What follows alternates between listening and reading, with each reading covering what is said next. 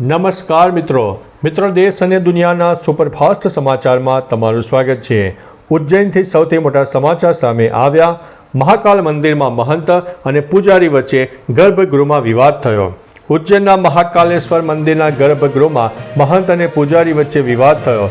22 ઓક્ટોબરે મહંત મહાવીરનાથ અને શંકરનાથ દર્શને ગયેલ ત્યાં પંડિત મહેશ શર્માએ વસ્ત્રો અને પાઘડી અંગે વાદ ઉઠાવ્યો। બંને પક્ષ વચ્ચે ગર્ભગૃહમાં જબાખડો થયો। મહંતે અપશબ્દો અને દબાણના આરોપ લગાવ્યા છે, જ્યારે પૂજારીએ નિયમોના ઉલ્લંઘનનો દાવો કર્યો છે। મંદિર ટ્રસ્ટે હસ્તક્ષેપ કરીને મામલો શાંત કરવાનો પ્રયાસ કર્યો છે। મિત્રો, અન્ય મહત્વના સમાચારની વાત કરીએ તો ગેહલોતે VIP વડાના નામની જાહેરાત કરી છે। બિહાર વિધાનસભા ચૂંટણી 2025 માટે મહાગઠબંધન તરફથી મહત્વપૂર્ણ રાજકીય જાહેરાત કરવામાં આવી છે। કોંગ્રેસના વરિષ્ઠ નેતા અશોક ગેહલોતે VIP પાર્ટીના પ્રમુખ મુકેશ સાહનીના નામની ભલામણ નાયબ મુખ્યમંત્રી પદ માટે કરી છે। આ જાહેરાત મહાગઠબંધનના આંતરિક મતભેદો વચ્ચે આવી છે। મુકેશ સાહનીએ અગાઉ ચૂંટણી ન લડવાની જાહેરાત કરી હતી અને કહ્યું હતું કે તેઓ માત્ર નાયબ CM પદ માટે દાવેદાર રહેશે। મિત્રો, અન્ય મહત્વના સમાચારની વાત કરીએ તો વજુભાઈ ડોડિયાના નિધન બાદ રાજકારણ ગરમાયું છે। પૂર્વ MLA અને સહકારી આગેવાન વજુભાઈ ડોડિયાના નિધન બાદ શ્રદ્ધાંજલિ આપવાની જગ્યાએ MLA હાર્દિક પટેલની ટિપ્પણીથી રાજકારણ ગરમાયું છે। હાર્દિક પટેલે કહ્યું છે કે બેંકના ડિરેક્ટરનું મૃત્યુ બાદ કેટલાક સમયમાં જગ્યા ભરવાની જોગવાઈ છે, જેને લઈને લોકોમાં ચર્ચાઓ સર્જાય છે।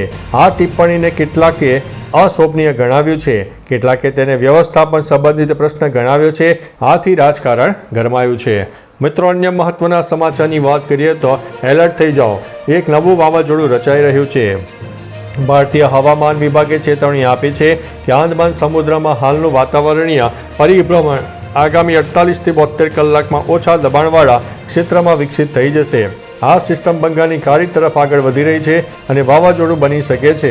અગાઉનું ડીપ ડિપ્રેશન તોફાનમાં ફેરવાયા વિના કિનારેથી પસાર થયું હતું, પરંતુ હવે આ નવી સિસ્ટમને લઈને ચિંતા વધી ગઈ છે। આંદમાન અને નિકોબાર દ્વીપ સમૂહ માટે ચેતવણી જારી કરવામાં આવી છે। મિત્રો, અન્ય મહત્વના સમાચારની વાત કરીએ તો 2045 સુધીમાં લોકો અવકાશમાં વસશે। એમેઝોનના સ્થાપક જેફ બેઝોસે ભવિષ્યવાણી કરી છે કે 2045 સુધીમાં લાખો લોકો અવકાશમાં રહેતા થઈ જશે। તેમણે જણાવ્યું છે કે લોકો પોતાની પસંદગીથી અવકાશમાં વસવાટ કરશે અને રોબોટ્સ ચંદ્ર અને અન્ય ગ્રહો પર કામ કરશે। બેઝોસે કહ્યું છે કે ટેકનોલોજી માનવજાતને સમૃદ્ધિ અને સુખાકારીના યુગ તરફ લઈ જશે। તેમણે AI અંગે પણ આશાસ્પદ વ્યક્ત કર્યું છે અને કહ્યું છે કે તે નોકરીઓ છીનવી નહીં લે, પણ સમાજમાં વધુ સમૃદ્ધિ લાવશે। મિત્રો, અન્ય મહત્વના સમાચારની વાત કરીએ તો સૌરાષ્ટ્રના દરિયાકાંઠે પવન અને વરસાદની આગાહી। અમરેલી જિલ્લાના જાફરાબાદ બંદર પર હવામાન વિભાગની આગાહી બાદ તકેદારીના ભાગરૂપે 1 નંબરનું સિગ્નલ લગાવવામાં આવ્યું છે। દરિયો તોફાની બની શકે તેવી શક્યતા વચ્ચે માછીમારોને દરિયો ન ખેડવાની સૂચના આપવામાં આવી છે। બંગાળની ખાડીમાં સર્જાયેલા ડિપ્રેશનના કારણે ગુજરાત અને સૌરાષ્ટ્રના દરિયાકાંઠા વિસ્તારમાં પવન સાથે વરસાદની શક્યતા છે। મિત્રો, અન્ય મહત્વના સમાચારની વાત કરીએ તો MLA ક્વાર્ટર્સનું ભાડું માત્ર ₹37। ગાંધીનગરના સેક્ટર 17માં નવા MLA ક્વાર્ટર્સનું ઉદ્ઘાટન કેન્દ્રીય ગૃહમંત્રી અમિત શાહના હસ્તે કરવામાં આવ્યું। આ નવી સુવિધાના 9 માળના 12 બિલ્ડિંગ્સમાં કુલ 216 લક્ઝરિયસ 3 BHK ફ્લેટ તૈયાર કરવામાં આવ્યા છે। ધારાસભ્ય પાસેથી માત્ર ₹37 ભાડું લેવામાં આવશે। આ નિવાસસ્થાન આધુનિક સુવિધાઓથી સજ્જ છે અને ધારાસભ્યોના આરામદાયક નિવાસ માટે ડિઝાઇન કરાયું છે। મિત્રો, અન્ય મહત્વના સમાચારની વાત કરીએ તો મોરારી બાપુ અનોખી રામયાત્રા શરૂ કરશે। જાણીતા આધ્યાત્મિક ગુરુ મોરારી બાપુ 25 ઓક્ટોબરથી વિશિષ્ટ રામયાત્રા કરશે।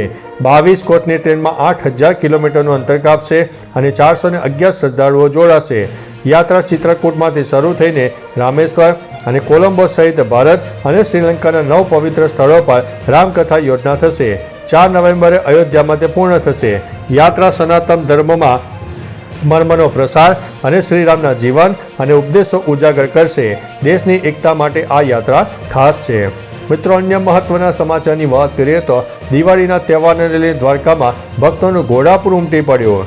દીપાવલીના વેકેશનમાં દ્વારકામાં ભગવાન દ્વારકાધીશના દર્શન માટે ભક્તોનું ઘોડા પર ઉમટી પડ્યું. સ્વર્ગ દ્વારથી મોક્ષ દ્વાર સુધી દેશ વિદેશથી યાત્રાળુઓ મોટી સંખ્યામાં ઉપસ્થિત થયા. દીપાવલીના પવિત્ર પર્વની ભવ્ય ઉજવણી સમગ્ર ભારતમાં થઈ રહી છે. દ્વારકાધીશ જગત મંદિરમાં ઉત્સવનો માહોલ સર્જાયો છે. 5 દિવસીય દીપાવલી પર્વ નિમિત્તે ભગવાનના મંગળાથી શયન સુધીના દર્શનનો વિશેષ શણગાર સાથે થઈ રહ્યો છે. મિત્રો, અન્ય મહત્વના સમાચારની વાત કરીએ તો બેસતા વર્ષના દિવસે પરિવારનો કુળ દીપક બુઝાયો. ખેરાલુમાં બેસતા વર્ષે વાહન અકસ્માતમાં 19 વર્ષીય યુવકનું સારવાર દરમિયાન મૃત્યુ થયું છે. 3 યુવકો સેબર ગોગા મહારાજના દર્શન કરીને પરત ફરતા હતા ત્યારે કોદરા અને ચાણસોલ રોડ ઉપર વેગેનર ગાડીએ તેમને ટક્કર મારી. અકસ્માતમાં 3 યુવકો ઘાયલ થયા, જેમાંથી એકનું મોત થયું હતું અને તહેવાર માતમમાં ફેરવાઈ ગયો. વડનગરના સાહિલજી ઠાકોરે ખેરાલુ પોલીસમાં ફરિયાદ નોંધાવી છે. મિત્રો, અન્ય મહત્વના સમાચારની વાત કરીએ તો ખેડૂતો પાસેથી 250 મણ મગફળીની ખરીદી કરવા આપ પાર્ટીની માંગ. આમ આદમી પાર્ટીએ દાવો કર્યો છે કે ટેકાના ભાવે મગફળીની ખરીદીને લઈને ખેડૂતોમાં ચિંતા છે. પાર્ટીએ માંગ કરી છે કે સરકારે ખેડૂતો પાસેથી ઓછામાં ઓછા 250 મણ મગફળી ખરીદવી જોઈએ અને ભાવ ફેર આપવો જોઈએ. પ્રદેશ પ્રમુખ ઈસુદાન ગઢવીએ આરોપ લગાવ્યો છે કે ભાજપના મળતિયાઓ ખરીદી દરમિયાન ખેડૂતોને લૂંટે છે અને જો માંગ પૂરી નહીં થાય તો આંદોલનની ચીમકી પણ આપવામાં આવી છે. તો ચાલો મિત્રો, ફરીથી દેશ અને દુનિયાના સુપરફાસ્ટ સમાચાર લઈને મળતા રહીશો. ત્યાં સુધી અમને રજા આપશો. નમસ્તે.